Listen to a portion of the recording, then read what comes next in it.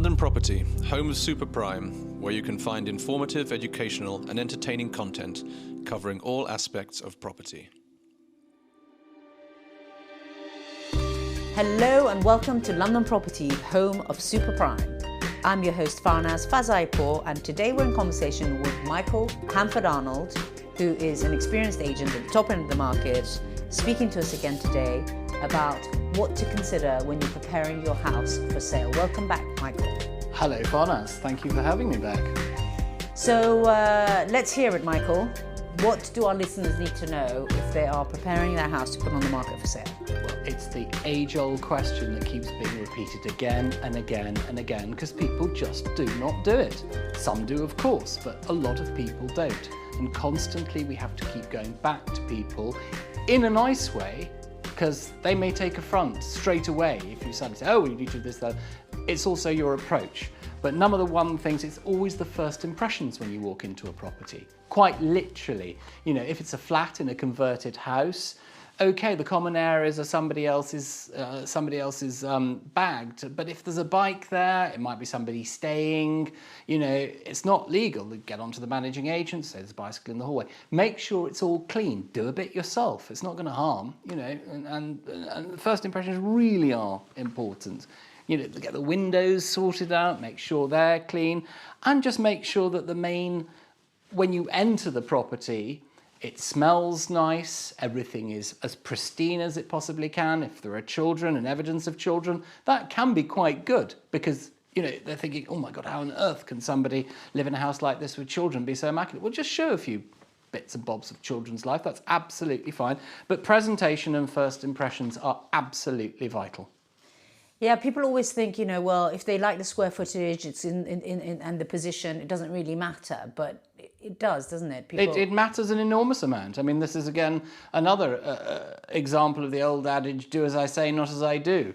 I mean, you'll take somebody round a property and they'll say, oh, well, it was a bit untidy in the bedroom. No, it was nice, but it was a bit untidy in the bedroom. And, you know, I think they could have cleaned the cooker and, oh, goodness gracious me. But we'll consider it. Actually, I'm selling my property. And of course, as an agent, you say, oh, well, goodness, where is it? And if it's in your area, you'd say, well, you know, we'd be delighted to help, you know, come and do a valuation. So, of course, they have you round to their house and you walk in and there's, you know, beds unmade and you go out onto their terrace, a dead plant and a Coke can, and you're thinking, hang on a minute, you were very critical of the other property that you went to see. Yeah, yours is a complete mess. And you say, yes, well, you'll be tired. Oh, no, it's fine. Well, it's fine, basically. It's in a much better area than the one I saw, and, you know, you were closer to the tube here. Well, no, the same rule applies in any property that you go into. First impressions, is it clean? If you are, I don't know if you're outside London or even inside London, if you've got a house and you've got a dog, don't let the place smell of dogs. It's very easy these days. There are so many products to, you know, give your dog a bath, make sure it's not smelling doggy in the room where the dog goes. There are all sorts of air fresheners. Take the dog to the doggy parlour. There's one near our office on Gloucester Road where you can walk in and get the dog completely sorted out and back again. You know, all these things matter massively. Also, the cluttering in a property, if it's absolutely, as I said earlier on, fine if there are a few kids' toys, you know, put into the corner neatly, but you really do want to make sure that there's not like personal details absolutely everywhere, and people's attention are then fall onto, oh, goodness gracious me, look at all that sort of lot of shoes in the corner there, and they're all, you know, all of a certain label, this, that, and the other. Make sure it's uniform. Make sure that nothing interrupts the eye and the property flow and your viewing flows. So you want to actually keep people focused on what they're doing.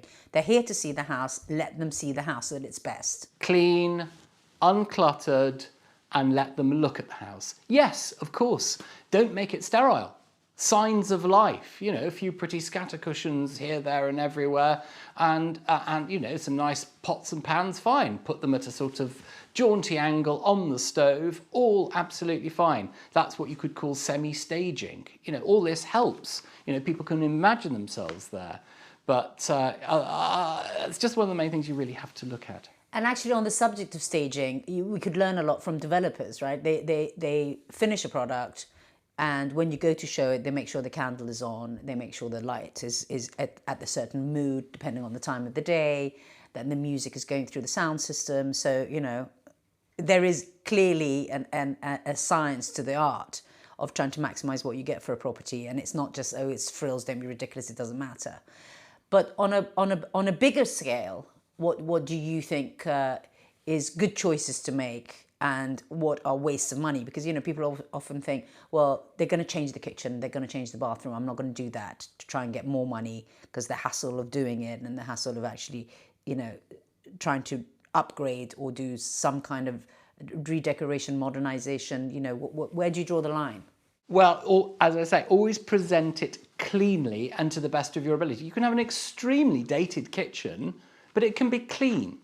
You know, obviously if there's a bit hanging off, get it off a door, get it fixed. You know, fix it properly if you possibly can. Even a breakdown, a flat's going to be completely broken down, present it cleanly. If it's been tenanted or whatever, have it professionally cleaned, have it put back together. Make it look as though you've made an effort. Obviously with a newly refurbished flat that's been staged, if you've got the luxury of being able to do that, fine, because people can then walk in and buy a lifestyle. We're seeing all this turnkey business going on. Well, it's been going on for a while, but basically, you know, you can have a turnkey flat, but you can also make something in its own way equally attractive if somebody's just spent a little bit of time. Make showing, you know, how they can create additional space and show how the property might work in several ways. You know, you could have a sort of nice, smart little designer printer in the corner there next to a dining room table. Show this could possibly be a home office area. Little tricks like that. Think about it. There's so much research you can do on the internet, which literally will hold your hand from start to end. Yet a lot of people just don't do this.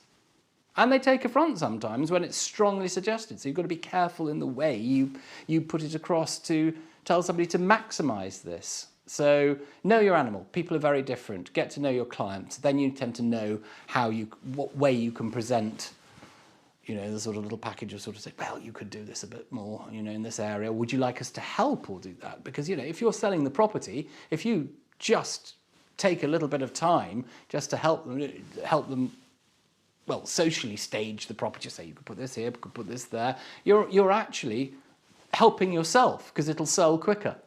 Right, so for our listeners who are actually sellers of these homes, you know, how they could help themselves is to actually say to their agent, don't be frightened, tell me what you think I need to do, you know, within the realms of what I'm prepared to do. I'm not refurbishing this place, I'm not redecorating this place, but feel free to tell me what you think I should do in order to maximise my potential.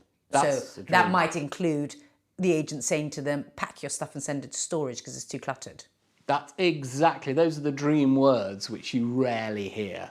You know, there are a lot of lovely, straightforward people, but you don't generally hear them. That's part of the course. So you've got to check your clients, see what they're like, and just really try and guide them as best you can. If you feel that they won't take it from you, then refer them to a hit list. There are so many, as I say, on the internet, you know, looking at how to make the best of your house for the property market, and then you can sort of very sort of subtly sort of say, oh, did you manage to have a look? Yes, great, okay, any points you want to help with? Oh yes, you know, well, I might decorate that lavatory at the back there if you think it's good. Yeah. And always have some handyman on call that you can say, well, do you know what? We could have that done. I know a chap called John, and he'll pop in and just give you a quote, but this really, really would help.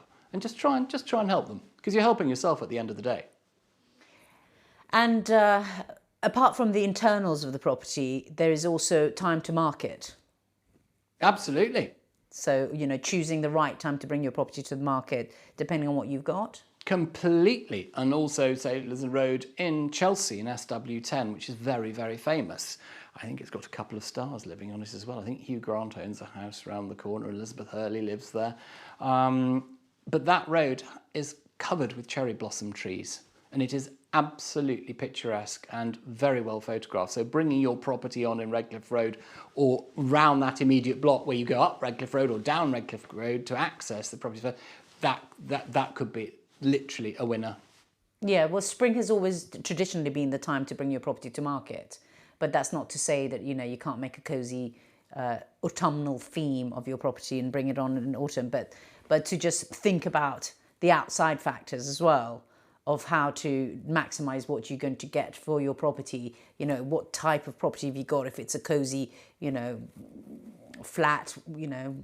Well, absolutely. That was just one example, because we're currently coming into spring now, and in the next couple of weeks, or possibly now, I haven't been down there, that road will look absolutely amazing. But equally in winter time, if you've got a gas effect fire in your sitting room, or if the flat's got a dining room, if it's got a house with a playroom or whatever, and they've got a fireplace and they've got a gas fire, get there beforehand, make it look cozy, put the fires on. That's what they're there for. And you've got this wonderful cozy feeling as somebody comes in when the leaves are blowing down whatever street you're on. Put the fires on, and how lovely. They'll walk into flickering flame and feel immediately, what a cosy place. So don't underestimate it. No. Don't be lazy. Nope. Look at every aspect of your house. Look at everything in presentation and how you would like to see it yourself. And pull on the services that are available, because you've got staging services, you've got people who can come in and declutter. Everything. Depending on your client, you can be handheld right up to the very angle where they will handle decorations, they will put in even a new sort of lower ground floor bathroom if it's a sort of little loo that looks absolutely terrible and the rest of the house looks absolutely superb, but nobody's ever got around to doing that loo. They'll do that, they'll stage it, they'll do everything. But back to basics, presentation, cleanliness, does it smell right? And, you know, how can you use this space? Is it not overly cluttered? Try and make a dining area or a sitting area. Just try and make the house, the flat flow. Be logical.